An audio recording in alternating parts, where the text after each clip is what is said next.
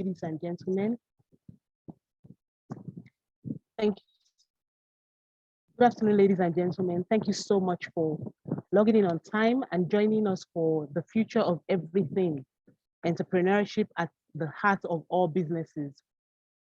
You're welcome once again to this webinar, and we're really delighted to have you here with us.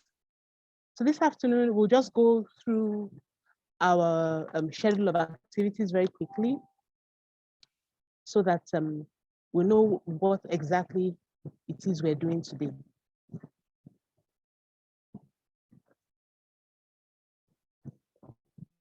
Okay, so the schedule of activities for today's event, we have the introduction and welcome, starting right away. It's already 4 minutes past 12 noon. Thereafter, we're going to have a presentation on the future of everything, entrepreneurship at the heart of all businesses, by our main speaker of today, Dr. Jubril Salaudeen. Thereafter, we're going to introduce our panelists who would also contribute to the topic with their individual presentations. Thereafter, we're going to take questions and contributions. And then we're going to do a brief introduction of ourselves, that is Nungu Business School. And then we'll come to a close of the session. So thank you once again for joining us today. We're really grateful to have you. So we'll just dive right in. I'll go ahead to introduce our main speaker of today, Dr. Jubril Salaudeen. Jubril is a key resource to a number of non-interest finance discourses in Nigeria, Kenya, Ghana, and Ethiopia.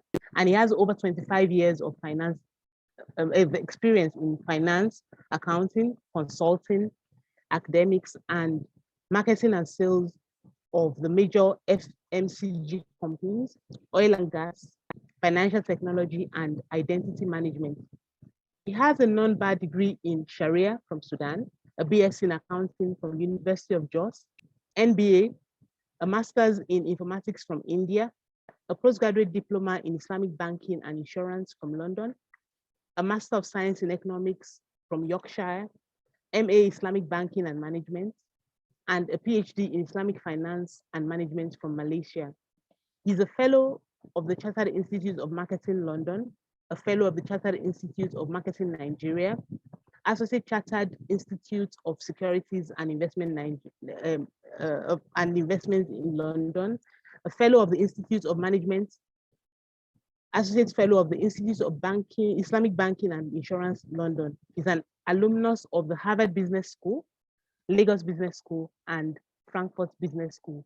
He's also a serial entrepreneur. So I'd like to call upon Dr. Jubril Salaudeen to please start his presentation right away.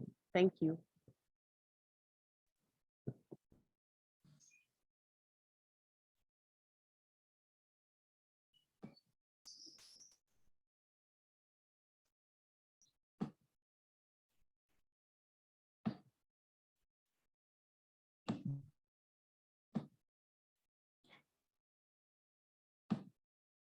All right, so thank you very much, and good day to everyone. Good afternoon, and welcome webinar. This afternoon, we will be looking at the future of everything, entrepreneurship at the heart of all businesses. And I have very short time, and within this very short period of time, I'll do as much as possible to cover the required slides. And during the question and answer series, I will try as much as possible to provide answers to the questions that relate to the slides and others that might come up in the course of discussion. So let us quickly proceed to the business of the day. This afternoon, our learning objective would be to describe what entrepreneurship really is, to outline the critical skills required for entrepreneur, to understand the role of the entrepreneur in society, and to learn how to raise funds and manage same for success. So, I mean, one is to raise the money, another is to manage it and to manage it successfully. Okay. So we try to describe the entrepreneur, and we say entrepreneur is at the heart of everything. For every business that you find around the world, there must be an entrepreneur. For a successful and ongoing business, there must be an entrepreneur that is working day or night, Beyond people that resume 8 and close 5 p.m. every day, there is an entrepreneur behind the scene that must work overtime. And there must be this entrepreneur that is providing guidance, that is assembling a team, that is raising funds, and that is overlooking every other part of the operation.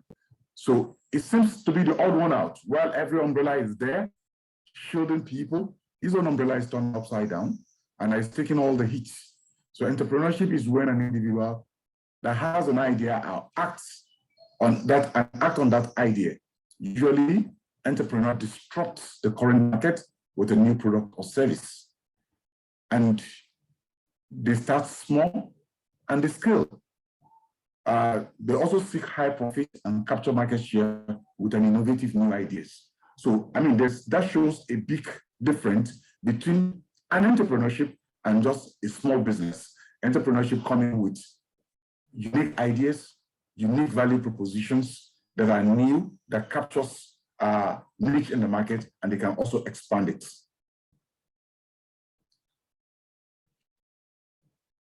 Not every entrepreneur is the same, and not all have the same goal. There are different types of entrepreneur.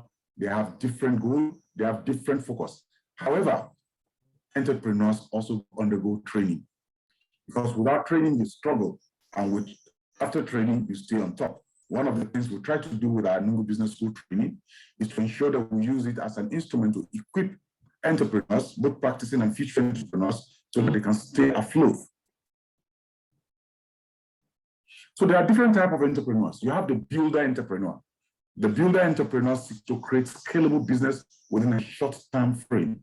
They look at business idea, they build it, and they look at it in different scale. This is how I'm going to start it, then I get this far, and that far, and that far, and that far. So they look at it and they scale the business, and they scale based on the size of the business. They scale also based on the size of the balance sheet. They also scale based on the cash flow and the income that comes into the business. So they build out a strong infrastructure by hiring the best talent and they seek the best investors. Builders typically pass the $5 million in revenue in the first 2 years, first 2 to 4 years, and they continue to build up until 100 million or beyond. So they have temperamental personalities. They're not very patient people. They are suited for the fast growth they desire, but can make personal and business relationship very difficult. So when you see this kind of people, you see that personal and business relationship can be very difficult with them. They don't usually have time for a lot of things, and they can be extremely temperamental. So something is not working, they move in and they move out quickly, and they move into a strong thing. So you find builders in that regard. You also have the type of entrepreneur we refer to as the opportunist. The opportunist.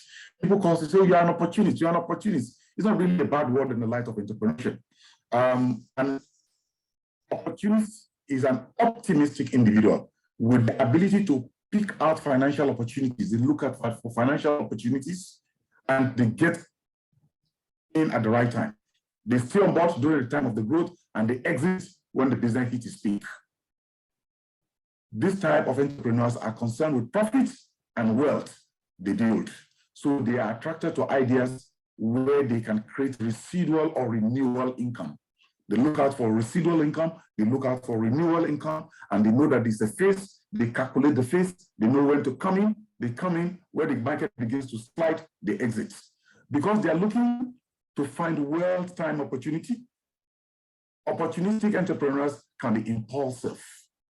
So most time they act on a lot of impulse. Innovators. Innovators are they are rare individuals. They come up with great ideas or products that no one has thought of before.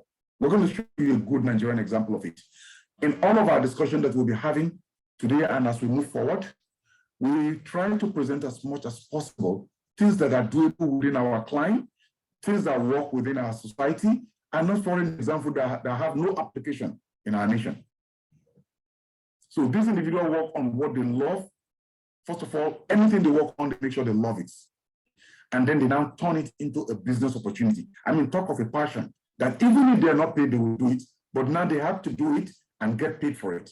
So innovators care more about the impact that their products and services have on the society.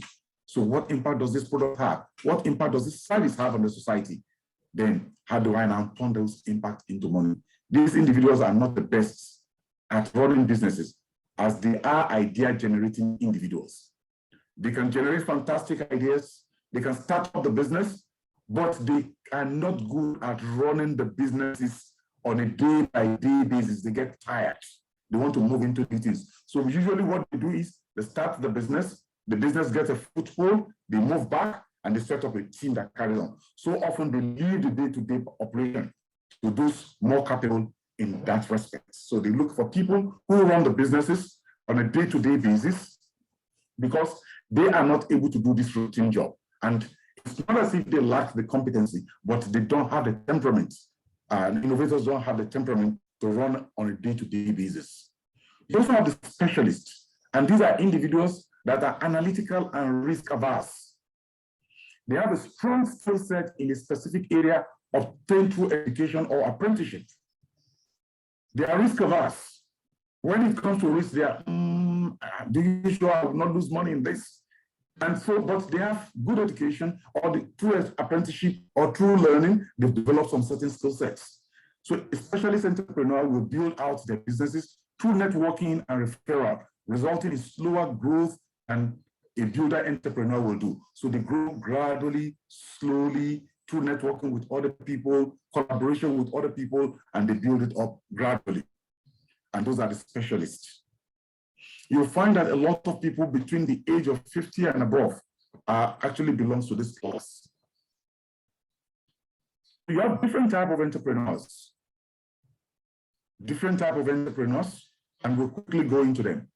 You have small businesses. Small businesses entrepreneurship is the idea of opening a business without turning into a large conglomerate or opening many chains. So from inception, they want to open a small business. The business will remain small. It might be profitable, or it will be profitable, but make sure that they don't take it beyond what they can control. Control and ownership is always key for this set of people. They want to control. They want to take care of ownership. You find them majorly in single location restaurants, one grocery shop, or a retail shop to sell some handmade goods will be an example of small business entrepreneurship. So these individuals are usually invest their own money and succeed if their business turns a profit, which they live off of. So they live off that. Okay, they invest their own money, they stay with it, they guide it jealously, they put all of their hand in it, but it doesn't become a big conglomerate. They don't have outsiders investors, and they will only take a loan if it helps to continue the business. When they need to continue the business, they go and take loan, put into the business, pay back, then continue. They make sure that they are not bringing in outside investors, because they want control, they want power. Now you have people who run on scalable startup. These are companies that start with a unique idea. The hope are to innovate with a unique product or service and continue to grow the company continuously, scaling up as time moves on. So they start with a very unique idea, something very small. So they have a niche, then they begin to grow it. Then they add another product, they go up, then they add another one. And that was the way Coca-Cola actually grew. Coca-Cola started with just Coke, a unique idea, okay, as a bottle of Coke, a unique idea, as a laxative actually, not as a soft drink. Okay, but the usability of the product then determines the new phase. People begin to use it as a drink that they cool off with in the evening. So you say, okay, you know what? We can fix this better. It's no longer a drug, it's a drink that everybody can enjoy. Now, when you have a scalable setup and you begin to scale via the setup that you have, the tendency is that you have people who take ownership of that product. Take ownership of that product. And when they take ownership of that product, you must then remember that they are also a part and parcel of your company. They are a consumer, but they become part and parcel of your company. I'll give a quick example here. In the late 80s, Coke was to introduce the new Coke. And so they had a Coke that is less sugar and better packed. They did a lot of design and they tried to launch. In the process of launching the new Coke, some consumer group came up. And when they came up, they said they don't want the new Coke, that the classic is a national heritage. And they will not allow anybody to bring anything to distort the new to the national heritage. They took Coca-Cola as a national heritage. And they were actually going around stores where they put the new Coke, they were breaking it. They were paying for it and taking them off the shelf and breaking it. And 2 months down the line, Coke had to walk back and say, you know what? You won. We lose. It's a national heritage. Go with it. But guess what? Do you know that even the majority of the people who formed this coalition to tackle the new Coke were not even Coke drinkers? But they look at Coke as a national heritage. So this type of companies often require investors and large amount of capital to grow their idea and reach multiple markets. Then within every large company, you also have entrepreneurs. Large companies entrepreneurship is a new business division created within an existing business. So you might have an existing business, and based on the existing business that you have, you now saw some opportunities. Instead of you to take that opportunity and also load it on the current focus, you say, you know what, you can take this out, yank this out, like the same the entrepreneurial palace. You yank it out and give it a new leadership. They have a new focus and run on their own while you focus on what you had originally. So the existing company may be well placed to branch out into other sector, or it may be well placed to become involved in new technology. You also have the social entrepreneur. Social entrepreneurship, the goal of the social entrepreneur is to create a benefit to society and humankind. We've seen a lot of this in the area of recycling already. A lot of people we've seen a lot of social entrepreneurs going around our major cities in Nigeria, picking up plastics and recycling them. They focus on helping communities, on the environment, through their products and services. You could have also people who come together, professionals, and say, we want to provide services to this class of people who ordinarily would not be able to afford it. Training, legal services, okay, accountant services, financial services. They provide all this kind of services to them in a unique way that reach them, and they say, you know what, for a very small fraction or even for nothing. They are not driven by profit, but rather by helping the world around them. So how do you become an entrepreneur? How? We've seen that most of the big economies around the world do not have very big companies. China, for instance, China does not have one very big company. China has a lot of small companies that feed into other companies, that now becomes big in terms of outputs. The throughput becomes big because when you accumulate every of those small together, it becomes something much bigger. And that is what exactly Nigeria should be doing in Africa. With our size, we should have a lot of small companies coming together with different entrepreneurial ideas, and for that, we will be able to feed the entire Africa with products and services. Nigeria does not need to import toothpick. There's no need for that. So how to become an entrepreneur? Let's take this story. This is the untold story, untold 100 years old story of Nigeria's first homegrown modern drug, Alabukun. Alabukun has seen 3 generations. And this is a wonderful story that all of us need to look at. We teach entrepreneurship at the Nungu Business School using the case of Alabukun, because Alabukun is a very interesting and traditional product that we need to see. And it has stand the test of time. And that is why Nungu Business School has done a lot of research on Alabukun and see how this has actually been placed and what has been the driving force. Most Nigerian businesses do not go beyond the first generations. At the second generation, they die. Alabukun has seen 3 generations. And it's about to see the 4th generation. Alabukun is over 100 years old, about 116 to be precise.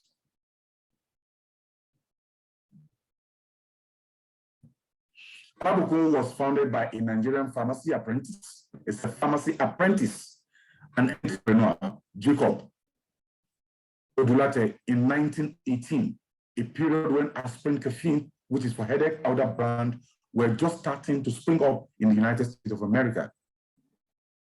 The year was also at the peak of colonial control in Nigeria. Today's country was just created in 1914. There was no modern pharmaceutical industry, and only a few Western drugs were imported and distributed in the country by European companies. And that was when Jacob actually started Alabukun. And today, this product has seen third generation, and it's in the fourth already. The fourth generation have already emerged. Now, the story of Jacob is interesting, and maybe it's called for a discussion on another day when the registrar will give us the opportunity to actually describe opportunity and environmental scanning for entrepreneurs. So unlike traditional professions, where there is often a defined path to follow, the road to entrepreneurship is mystifying to most. A lot of people don't even know how to start. Say, how do I start? What do I need to get? What skill sets do I require? And you find a lot of procrastination in the process, and people procrastinate until they get to their old age. Although the Harvard Business School has also shown a report that entrepreneurs that start in their 50s are more successful. Their chances of failure is very limited. But that being said, there are 7 general steps that most, if not all, successful entrepreneurs have followed. We try to put this in succinctly. Steps. Financial stability. Even though this is not prime, you can't say this is a #1 driving factor, but this is also important so that you can focus on your job as an entrepreneur. We have seen a lot of people who have started their business with very little finances and they're successful. Mark Zuckerberg, for example, was a college student. Zuckerberg was a college student, and when he started Facebook, and he was successful. He didn't have a lot of money. When you look at the new bank of Brazil, the founders were just fresh graduates. They never had a lot of money, and they became very successful. Jacob started Alabukun without a lot of money. He was a pharmacy apprentice. He was able to work on those formulas. So, but having those funding becomes good because it gives you opportunity to focus on your business and not chasing funders. You also need diverse skill sets. In today's world, you need diverse skill sets. It's important to build them so that you begin to apply them in real world. I say to people, one of the skills you must have are the number skills. You must be able to interpret financials. You must understand the meaning of those figures. You don't put your money at your back pocket and just spend it. No, it must make better meaning than that. So once the diverse skill set is built, it gives an entrepreneur a toolkit that they can rely on when they are faced with the inevitable of tough situations. Tough situations must happen to you as an entrepreneur. You must go through a time where you are almost asking yourself, why did I start this? Why don't I go and get a paid job? So most famous entrepreneurs have dropped out of college. They didn't have university degree. I'm not saying to have one is not good. It's very good. It gives you a lot of leverage, but it also wastes your time. Okay, but we've seen a lot of people who have spent that time that ordinarily they should have concentrated in school. They've actually concentrated those time in their entrepreneurship activities and they've been successful. The famous Steve Jobs is one of them. Larry Ellison is also one of them, and quite a number of them.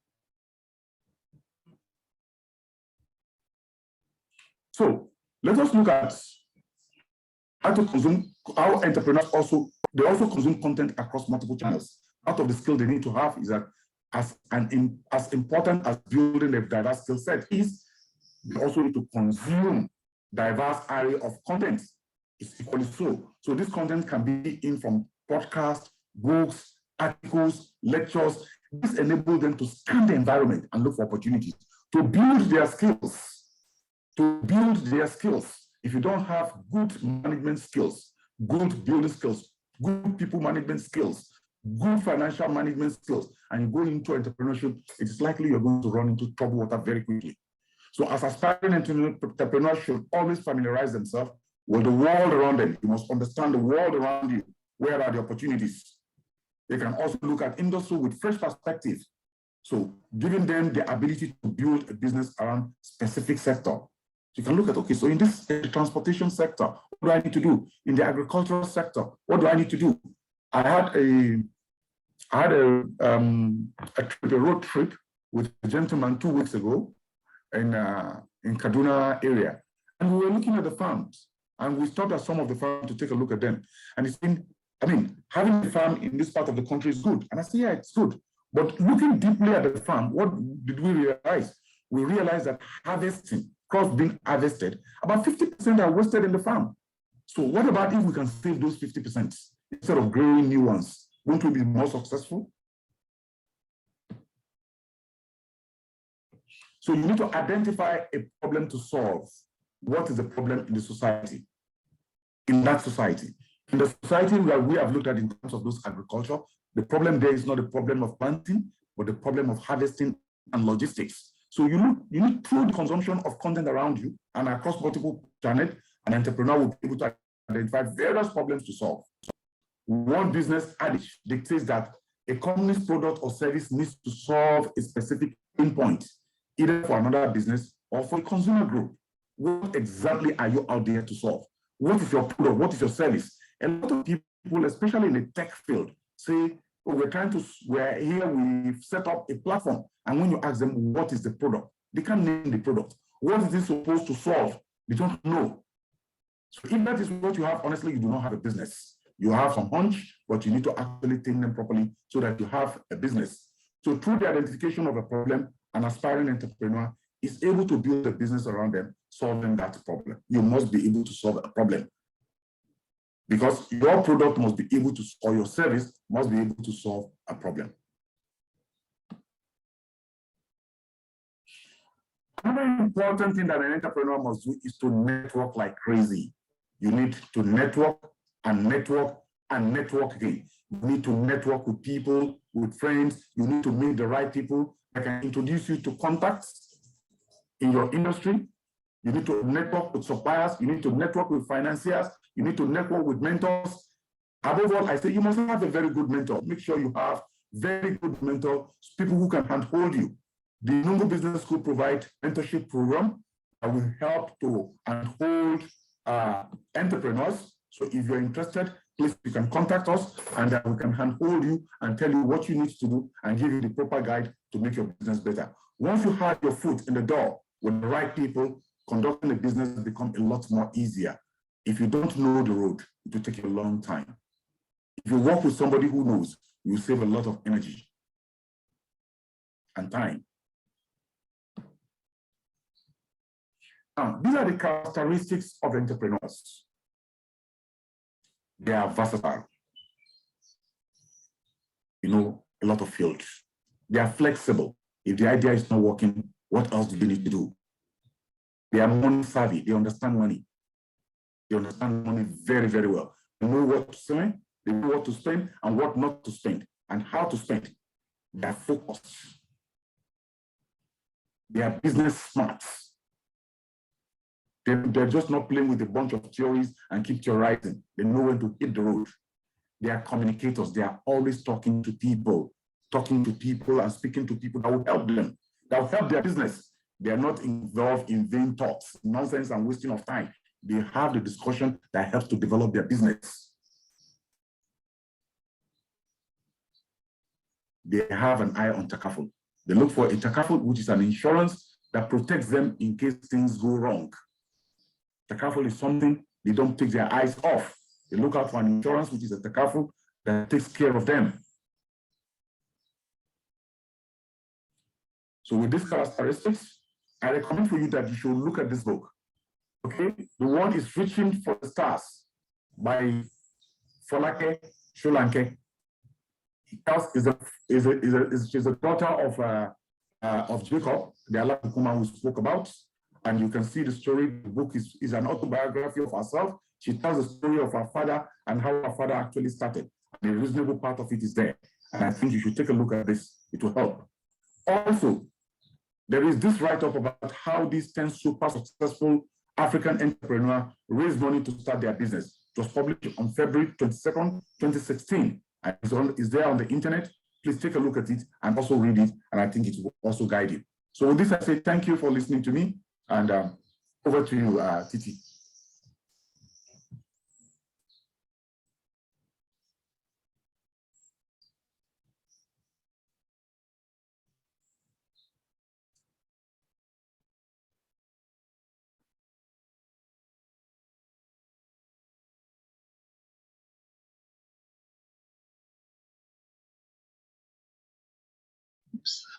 Thank you very much, Dr. Salaudin, for the lovely presentation. I trust everyone is taking notes of the various questions that they may have. We really look forward to having those questions. So you've really done great time, sir. Thank you very much for that. So right now, we'll be looking at Titi, I guess you are breaking. Oh, okay. 1 second, let me take that.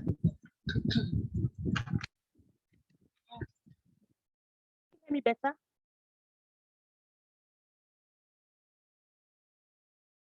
Hello?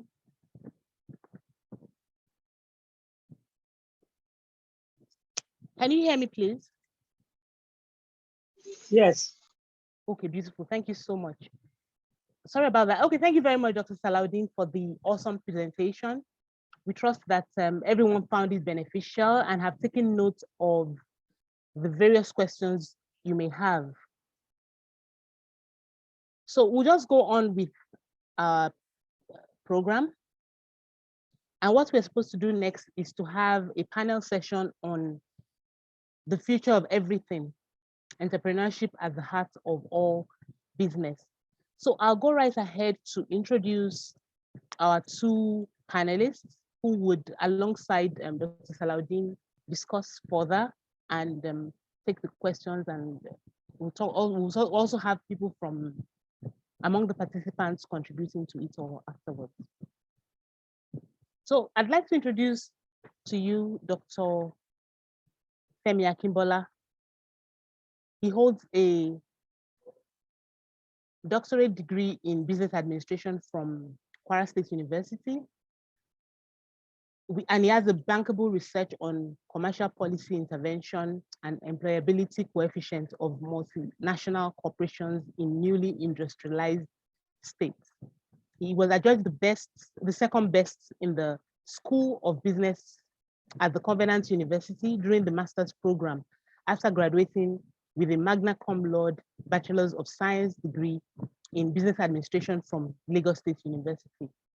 Dr. Akimbola is the regulatory leader of the micro, small, and medium enterprises community of practice at the Nigerian Economic Summit Group. He possesses requisite skill on family business advisory, entrepreneurship, international business, and has facilitated courses, supervised both undergraduate and postgraduate students, and conducted several researches on international business, entrepreneurship, trade, and commercial policies, and how they affect employment and venture creation. He has a great career in the academia and management consulting industry, and presently is a lecturer in entrepreneurship and international business in the Department of Business Administration at the Federal University of Agriculture, Abeokuta. He also serves as advisory partner with First Cash Global, a management consultant firm with practical experience and unrivaled exposure to worthwhile clientele in the services and real sector and global economies. He has been part of many enterprise development initiatives and international conferences in Africa, Europe, and America. So I'd like to call upon Dr. Femi Akimbola to kindly share with us his short presentation. He has 10 minutes within which to present this. Please take notes as he continues. Thank you. Dr. Kimbola, please. Thank you, Ms. Alimi, for the opportunity to share with us again. My screen has been disabled, so I will be glad if you can help me enable my screen to share with us.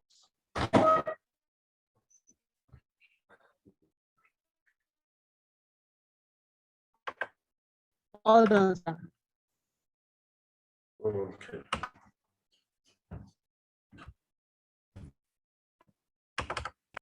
I hope my screen can be seen by all.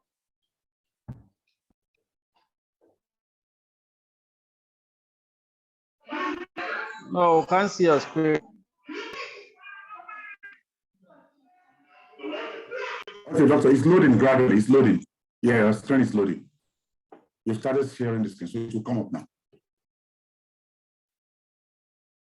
Okay.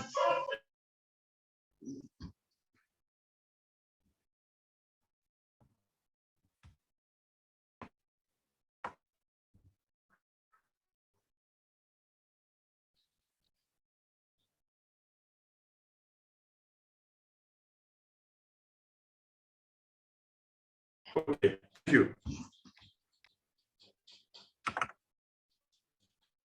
Now, I want to speak on the future of everything as it regards to entrepreneurship being the heart of all businesses. We begin with the quote, and the quote talks about the future of everything. We usually the future as sometimes is being far from, and the future, the quote says so. Say, the future usually seems far, but oftentimes begin today from the reality that becloud us to think about quality and global advancement. The future seems far, but oftentimes begin today from the reality that becloud us to think outside the box for co-living and global advancement. For example, in Nigeria, we have come to an era in which when they say tomorrow, the tomorrow that they refer to usually begin from now. And because of tomorrow, reality usually sets in. And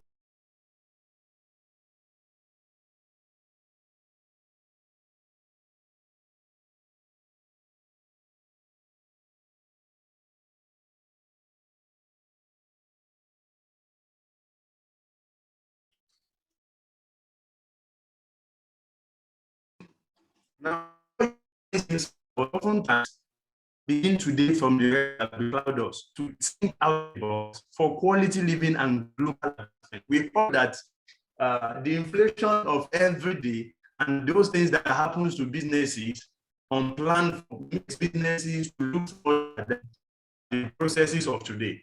Apart from that, I want to just imagine the future of everything and how is entrepreneurship is at the heart of all business as today is.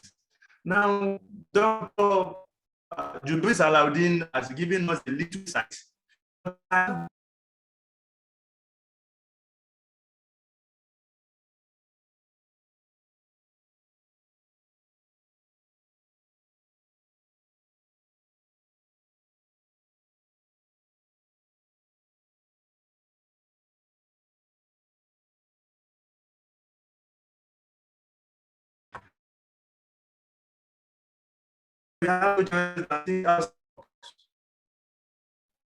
Nevertheless,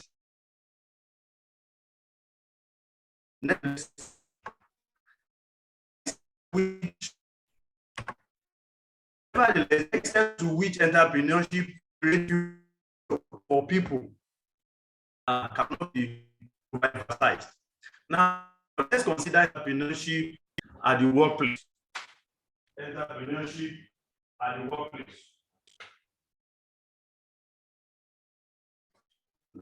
Now, at the workplace, all over the world carry out businesses or business activities, whether for profit or not for profit objectives. The quest for future sustainability of organization calls for the need to have entrepreneurial mindset, and the mindset is what necessitates and drives creativity. An approach of practices by which creative people are encouraged to start and come up with new products or services is an important aspect that all employees tend to. And it's in this light that they assume success is sure even after exiting the organization. Now, most standard organizations globally have standard procedure, and those standard procedure gives people a no choice than to be creative in their endeavors. However, these endeavors make entrepreneurs or employees to imbibe the culture of creativity.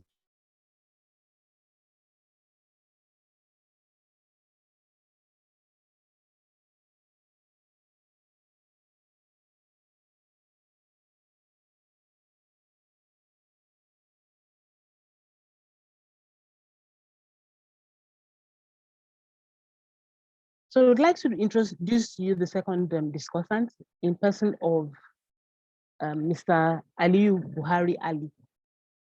Aliyu holds a master's degree in Islamic banking and finance from Bayero University, Kano, a postgraduate diploma in Islamic banking and insurance from the Institute of Islamic Banking and Insurance, London, and a higher national diploma in marketing from Kaduna State Polytechnic, Kaduna Polytechnic, Kaduna.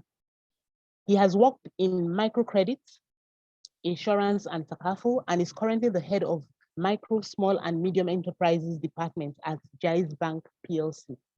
He has vast experience in credit and financial analysis, risk advisory, marketing, and customer support. Ali is a trained expert in entrepreneurship and SMEs by the Kaduna Business School, a certified Islamic specialist in Takaful by the Council of Islamic Banks and Financial Institutions, Bahrain. He's a member of the Arab Institute of Accountants and Legal, UAE, and an accredited and licensed Takaful professional by Knowledge and Human Capital Development Department, also in the UAE. He is an associate fellow of the Institute of Islamic Banking and Insurance, London, associate member, National Institute of Marketing of Nigeria, associate member, Advertising Regulatory Council of Nigeria, associate member, Institute of Strategic Management, a member of the Nigerian Institute of Management, member of both prestigious Chartered Insurance Institutes of London and Nigeria, amongst several others. So I'd like to call upon Mr. Buhari Ali to share his perspective as, looking at it from a financial institution that supports MSMEs generally. Mr. Ali Buhari, please.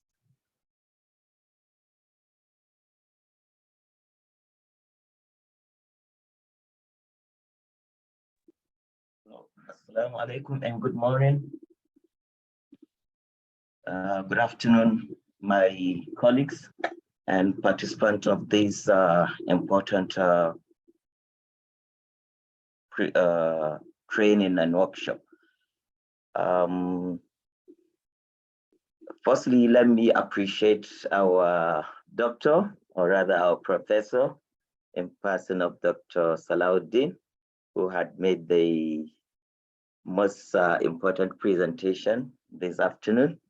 It was really very incisive, and a lot has been learned from that. My presentation will go this way. So let me share the screen.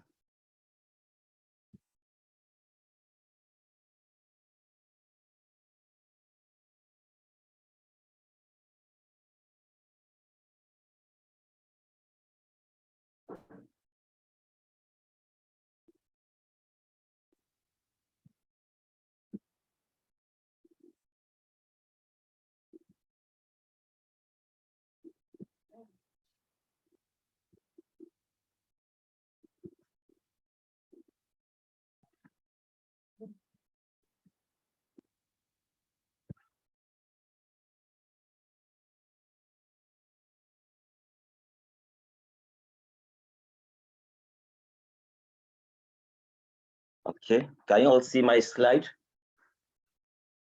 So riding on what Doctor has presented, I'm taking the presentation on how to position your business for success in the 21st century. This was a presentation that was presented by my colleague, and I felt it was very apt to also in the MSME department, that's some person of Hadiza Abdurrahman, and I felt it's very apt to present it at this meeting as well. So basically is building on what Doctor has presented, of course, knowing the type of entrepreneurs, their personalities, their characters, their capabilities and all that. We need to also understand basically how to structure a business and now be very competitive and meet up with the current realities. So in order for that to be achieved, I will quickly summarize the presentation in this format. One, the introduction, what is business, and of course, the other key areas are there. But before I go into that, it's important to mention that just the way the presenter had mentioned, I had the MSME department of Jais Bank.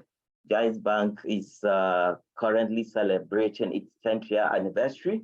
And incidentally, it marked the year that we've been able to move our new head office. So for those that just have not heard that, I take this opportunity to inform us that Jais Bank has now moved to its corporate head office at Area 3 in Abuja. Not only that, we've been able to, just at the last International Financial Inclusion Conference organized by the Central Bank and Bankers Committee, Jais Bank won the Financially Inclusive Bank of the Year award. So, and just to round it up, Jais Bank has been an SME-friendly bank that supports entrepreneurship, and that is why anywhere we see anything entrepreneurship or SMEs, we are always there to give the needed support and backing for that to be able to contribute our quota in supporting the economy and moving our country and nation forward.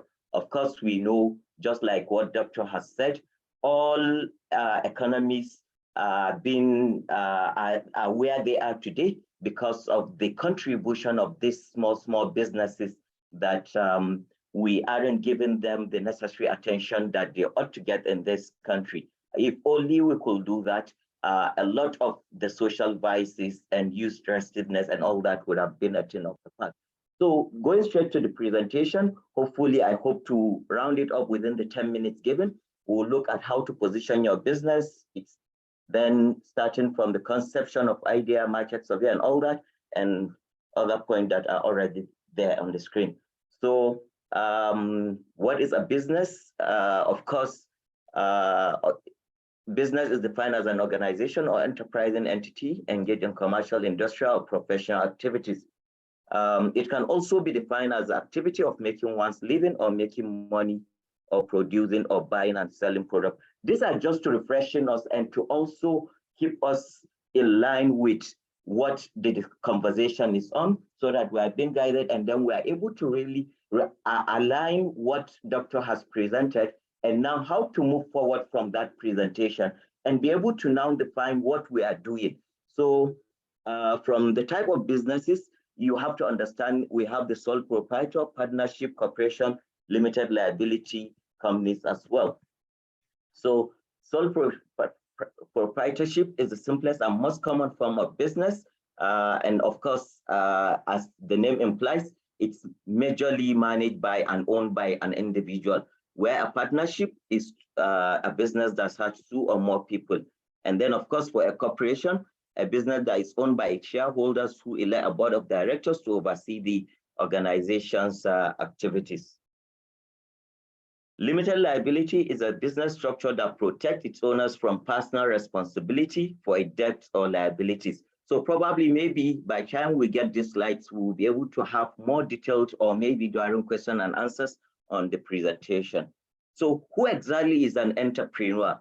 An entrepreneur is a person who set up business or businesses taking on financial risks in the hope of profit. So if you are not looking at getting profit, of course, then you wouldn't be termed, even though we've been able to now get another terminology of a social entrepreneur that is trying to make profit from providing social services and other related ideas and initiatives as well. So entrepreneurship as a tool to tackle unemployment, create employment opportunities, not only for themselves, but for others. So in anywhere you see an entrepreneur, the focus is about solving a problem, providing solutions, providing services, looking at coming up with new initiatives, coming up with new ideas, all in an effort to, okay, in trying to do that, I'm able to make something for myself, and I'm able to also contribute to the society as well. SME statistics. The segment in Nigeria is a key growth contributor with impressive historical growth performance and future potentials. According to Smethen, that this record was as at 2017. I think as a result of the impact of COVID, the figures have dropped from 41.5 million SMEs to about 39 million. This is one of the recent survey that was conducted by the Nigeria Bureau of Statistics based on the challenging economic environment as a result of the impact of COVID-19. So these are some of the challenges SME face: recruitment, retention of employees, and labor quality. Interestingly, we just had another session this morning with an HR expert that discussed with SMEs on the role of SHR in MSMEs businesses. Lack of capital cash flow, lack of business drive, time management, administration, and all others are all some of the challenges that have been impacting and adversely affecting SME businesses.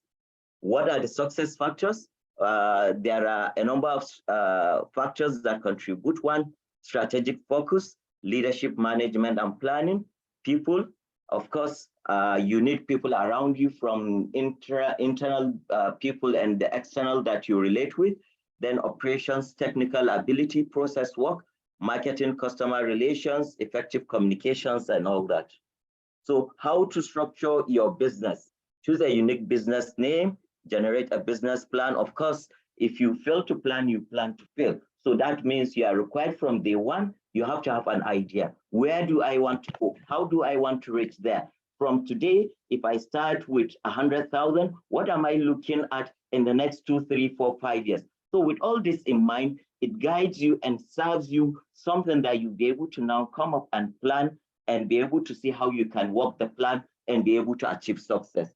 Determine your level of involvement and all these other factors. Study your competitors, have an organizational setup, detailed description of your product and services, marketing and sales strategies, and all that. So once you are able to put all these factors into play, you find out that the challenge that most SMEs are unable to survive more than 3 to 5 years will not be an issue for your business, because right from the word go, you've been able to plan and you are able to plan well.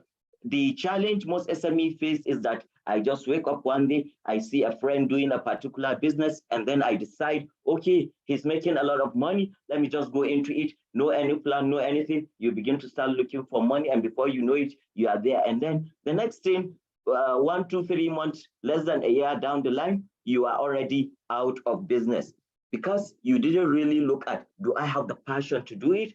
Most entrepreneurs start their business as a passion. I want to do poultry, starting with rearing birds at home. And then before you know it, you realize that you are making a lot, and then you start serving family and friends.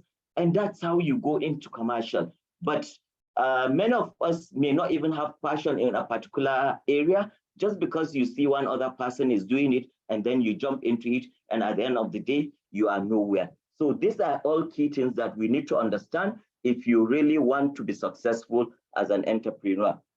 So these are, how do you become financially free? Set life goals. You have to really have, create a blueprint for achieving the set goals, make monthly budget, pay off your debts, and create automatic savings, start investing, and all that. So by the time you are able to consider all these things, you are being able to help yourself, and you will now be able to strategically position and structure your business in a very structured manner that will provide a lot of services and solutions. Well, for us in Jais Bank has a mandate to achieve financial inclusion, just the way I started. It's important to echo it, the fact that we won the Financially Inclusive Bank Award of the year. Out of all the banks, 15 banks were nominated, and eventually Jais Bank won this award. And this is not something PwC and other both local and international consultants did the review and were able to come up with this. So the impact that Jais Bank has made to the unserved and underserved with regards to access to finance and development support services have all counted and accounted for this. Then Jais Bank recognized the role SMEs play in empowering individuals.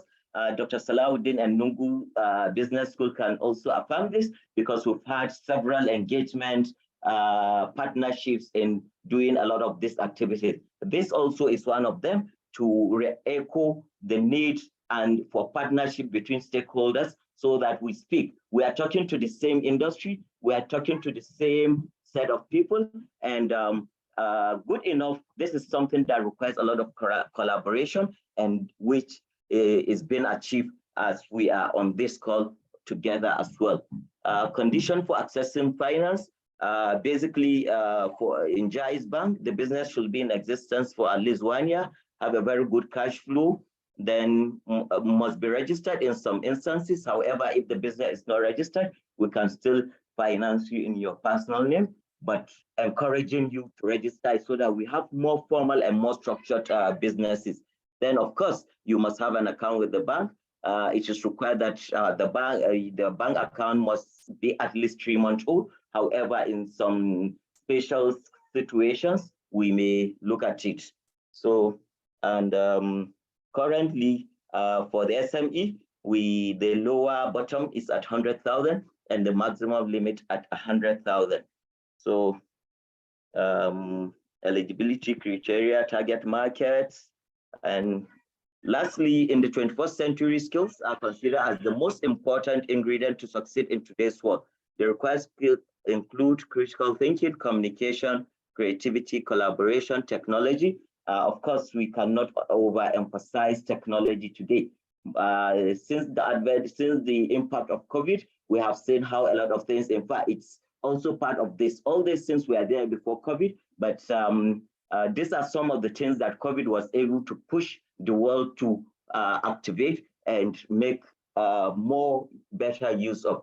Every small business deserves a chance to grow. Everything discussed so far in this session will set you in the path of success if adapted. Thank you very much. Thank you very much, Mr. Aliu. Wonderful presentation.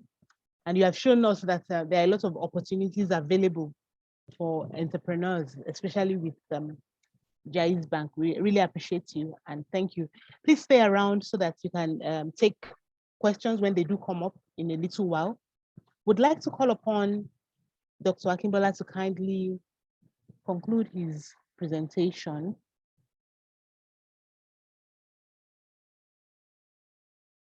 Dr. Akimbola, are you around?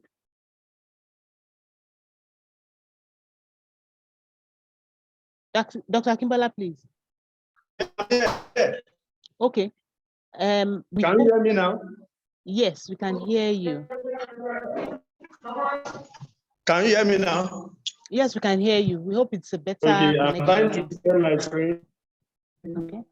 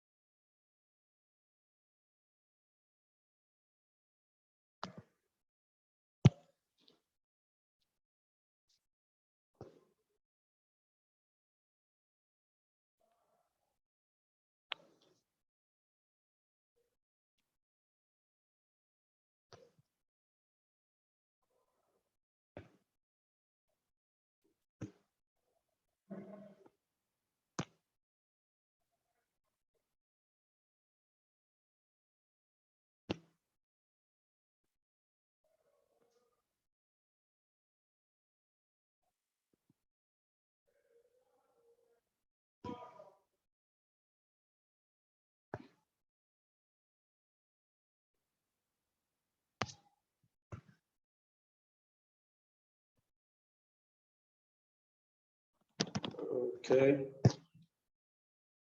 1 minute.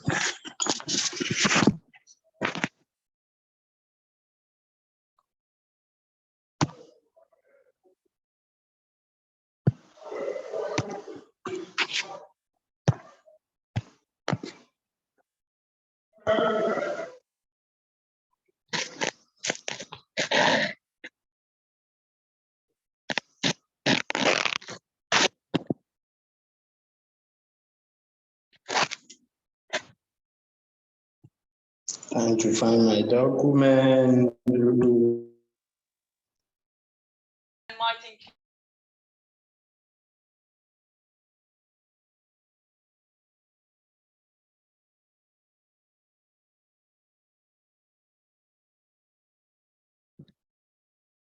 Dr. Kimbala, I have the presentation up. Perhaps you could continue from this point.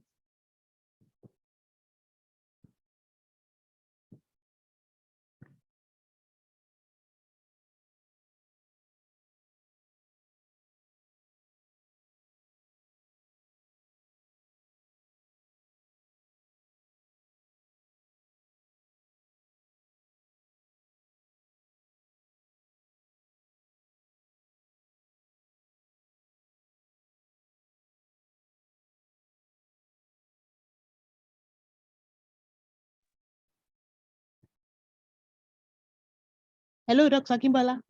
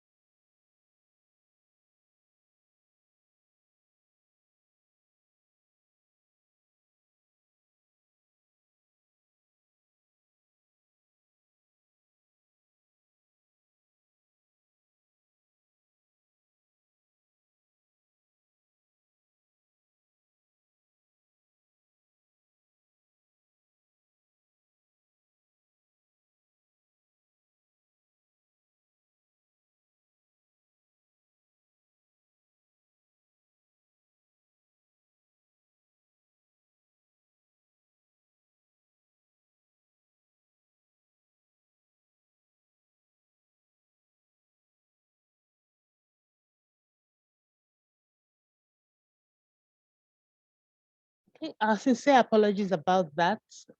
We can't seem to engage Dr. Kimbola due to technical reasons. So we'll just move on to the next item on the agenda, which will be questions and contributions. So if you have any questions, you may kindly type them in the chat box or raise your hand virtually so that we can call upon you. And then our facilitators, or rather our speakers, would address those questions. So Dr. Salaudin, Mr. Aliu Buhari, I trust you are on hand. Yes, we are. Yes, beautiful. So I found one question already in the chat, and I'd like to read it out now. It says, for every successful business, there are at least 10 others which don't go beyond initial funding. In places like the USA, from which examples are given, venture capitals would have provided funds for these other good ideas. Where are the venture capitals in Nigeria? What is being done to promote more of these? And where do people with ideas go to seek funds to even start up?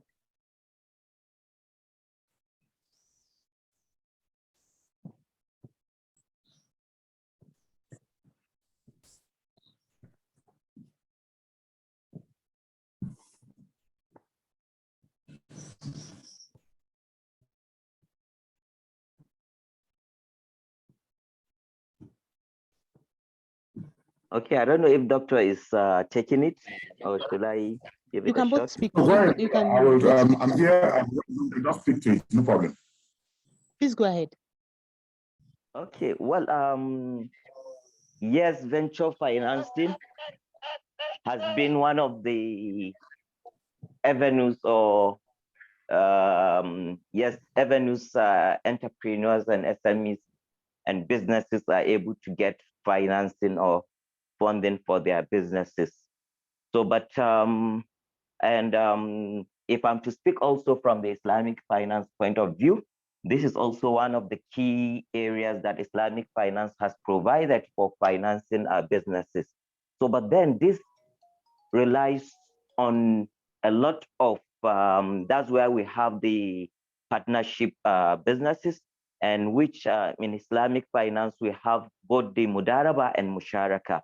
Under Mudaraba is a partnership that we have the Rabbul Mal, that's the capital provider, and then we have the entrepreneur that manages their business.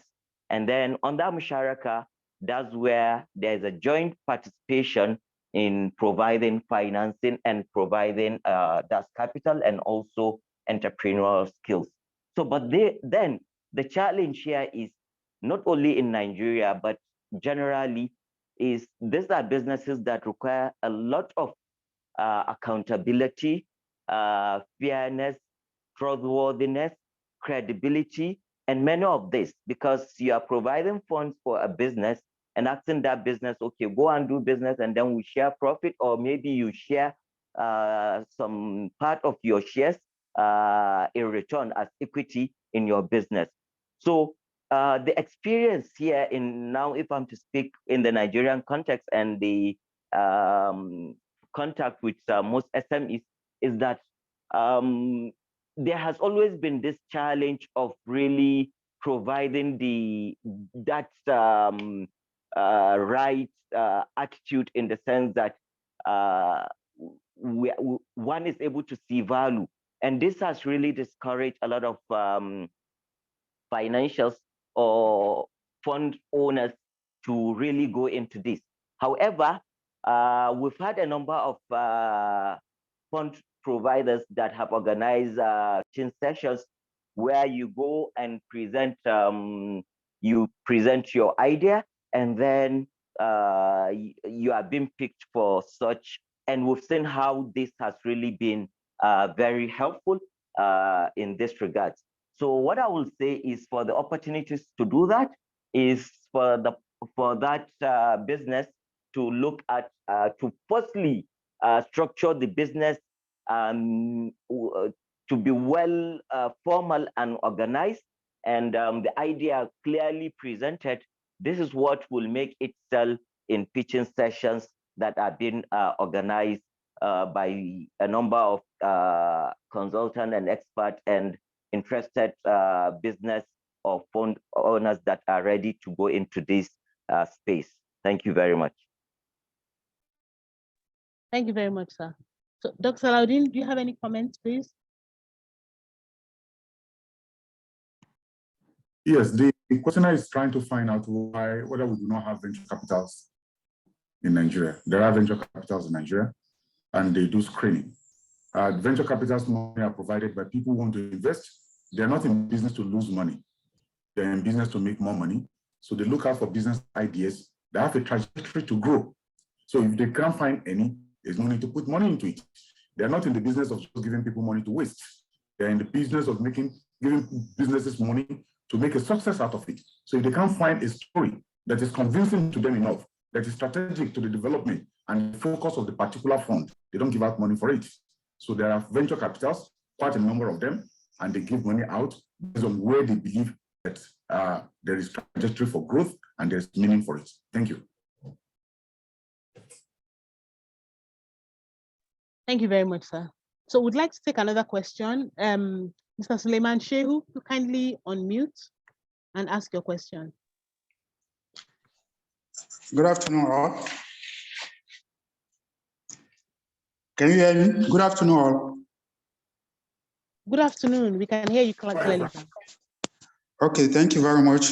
It has been an interesting section. My question or comment or maybe clarification will be for most of us that we engage in salary earning, the fear of even starting a business is the beginning of most of our challenges. So by way of clarification, thinking that if Nungu Business School or JAIS, who are partners in this particular seminar, have a kind of program to take people that have not done any business before, apart from working in a salary environment, so that that initial fear of even starting something at all can be taken care of. Thank you. Thank you very much, sir.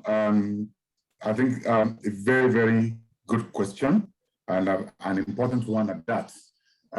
What we have noticed over the years is people having what we call the fear of failure. The fear of failure. So what they then engage themselves in doing is they engage themselves in analysis and consistent analysis. So they do analysis to paralysis, and they're not able to start anything because of that fear. Now, so we have a program, the Entrepreneurship Development Program at the Nungu Business School. Handhold Would Be Entrepreneur is a 6-month program. So it handhold Would Be Entrepreneur, and we start teaching them how to start small. If the idea becomes interesting to us, we put part of our own resources into it as well. And so we handhold and put them into an incubation center. So we help them to incubate the business, and when we feel that they are ready, then we allow them to go. So that way they are able to actually get a heads on to start. But let me also quickly say that entrepreneurship is not for everybody. It's only 20%, less than 20% of the people that will actually employ the 100%, the 90 or 95% of the people, or 20% of the people. So around the world, you'll find more people working for a pay than people who are actually working to pay themselves and pay others. Because entrepreneurship is a journey, and that journey is a lonely route, and you must be ready to face all of those challenges. People who earn consistently stable income all their life find it very difficult to depart, except two things happen. One, either they are forced to move out of the job or they are laid off. Two things happen when you consider entrepreneurship. But what we always advise is that start considering entrepreneurship and actually come, so that you are already equipped with the skills.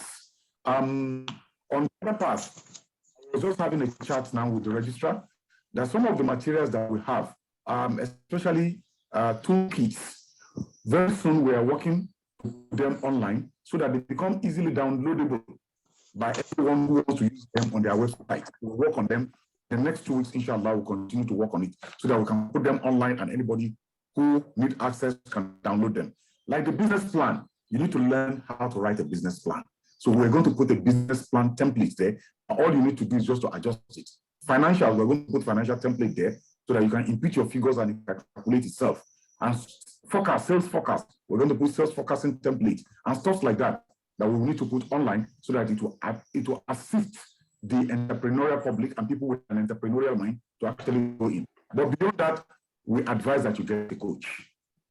Start the program. One of the things we do so much in the program is that we link you with a coach, somebody who will handhold you in that line of business.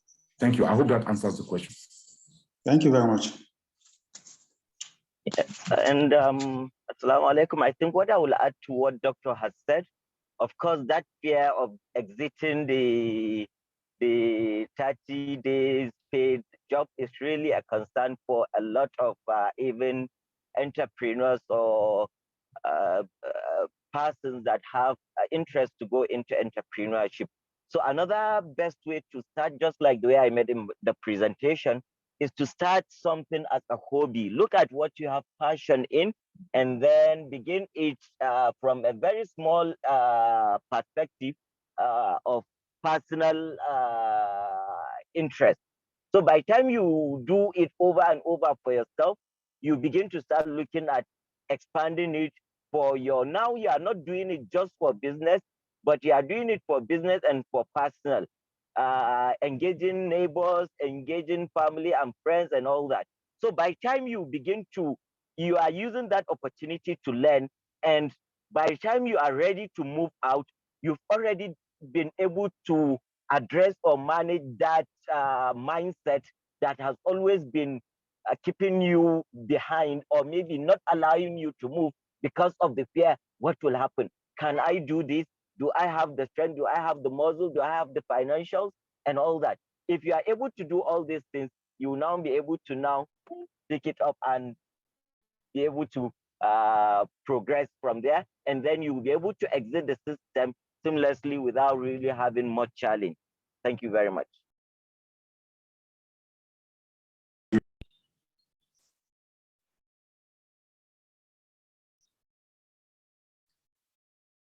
I guess we lost him there.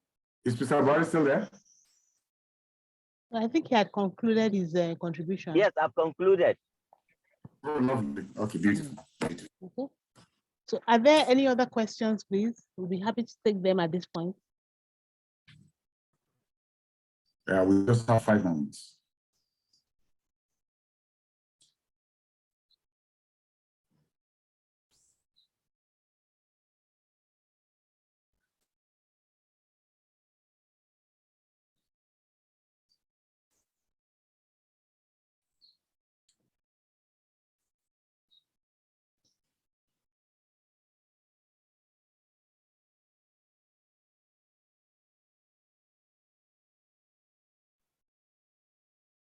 All right, I guess we don't have any more questions and no more contribution. We can round up.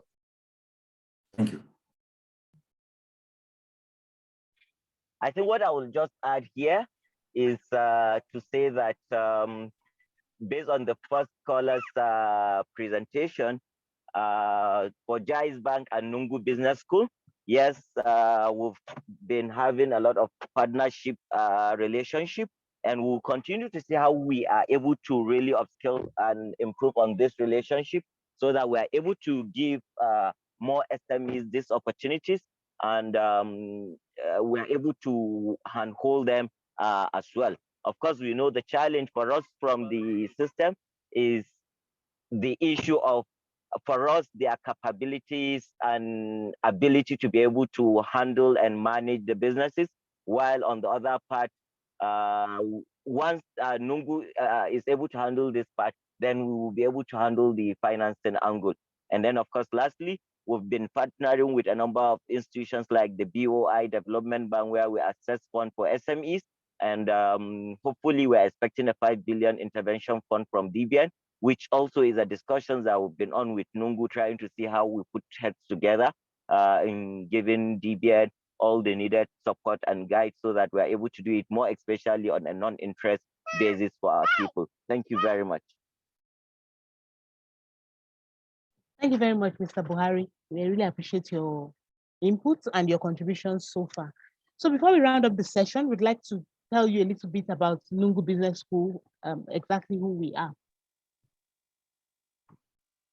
Nungu Business School is an executive education trainer. What we do is that we teach courses. Actually, we do not say we teach, we facilitate learning through courses, training courses, webinars, seminars, and also workshops that are related to business management and entrepreneurship skills.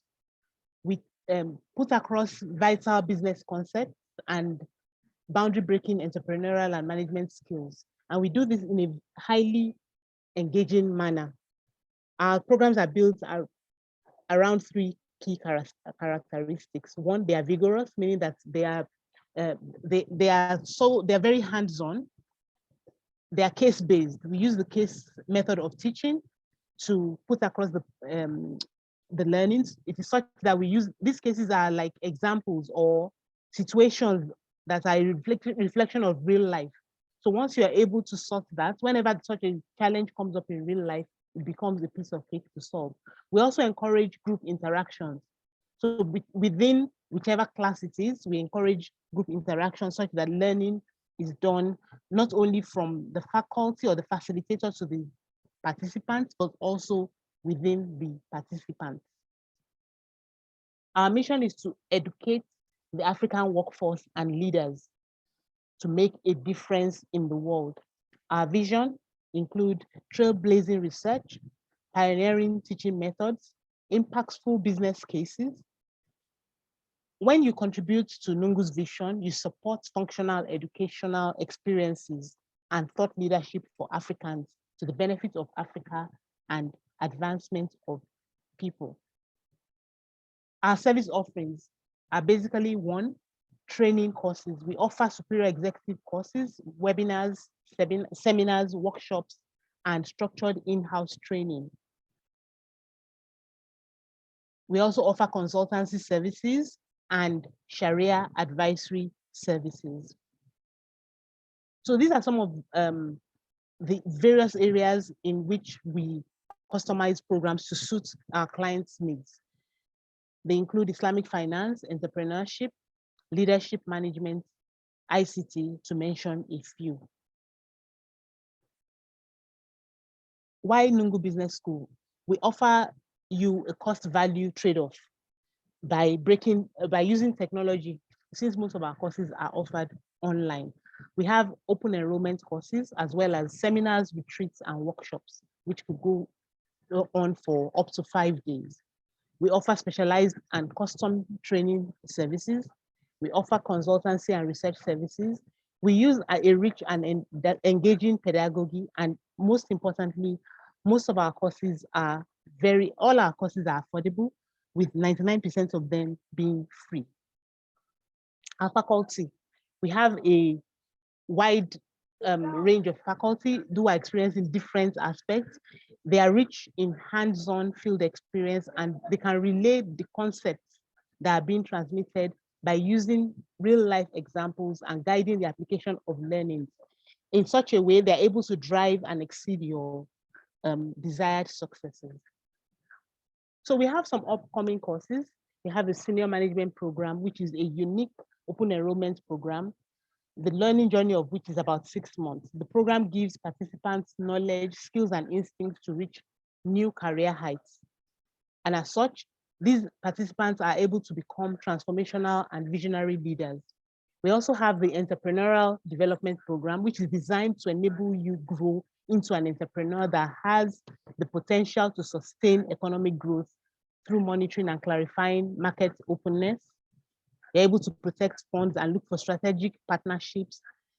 You also learn to create measurable marketing strategies and advertising, marketing, and organizational retention. Another course that we have coming up is the managerial leadership in sales and marketing. It's a program for those who want to extend their knowledge of market research and advanced analytical tools. So some of the topics that will be covered under that course include marketing analytics, consumption behavior, multivariate research methods, and qualitative research methods. So we'd like to thank you so much for making time out of your busy schedules to attend today's webinar. We really appreciate you, and we look forward to engaging with you in future with through several of our other programs.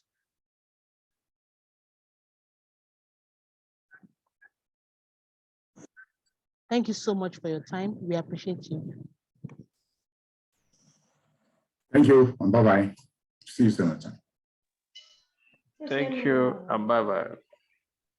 Thank you and goodbye. Have a great day. Thank you. Thank you. Have a great day. Thank you for the presenters. Wonderful, wonderful.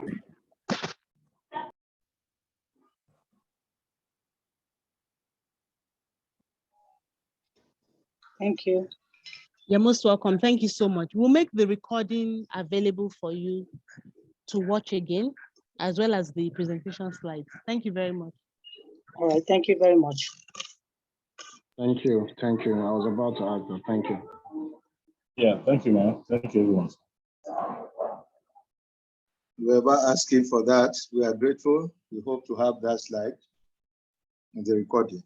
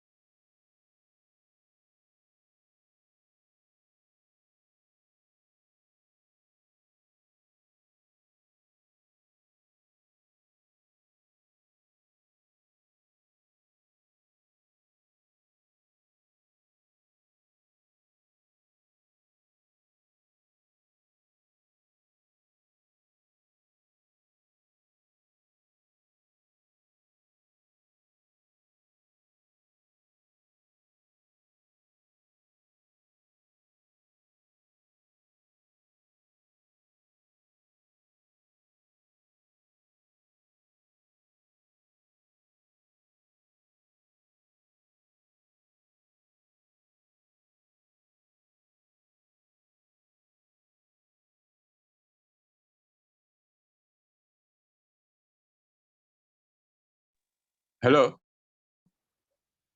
Hello?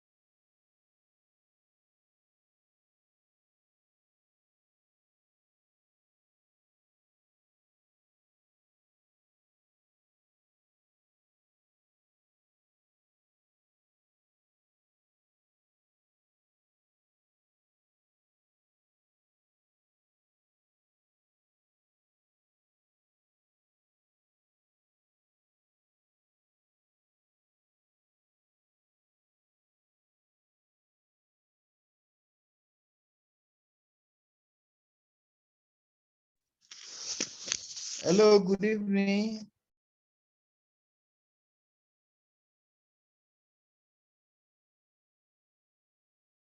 Still, I'm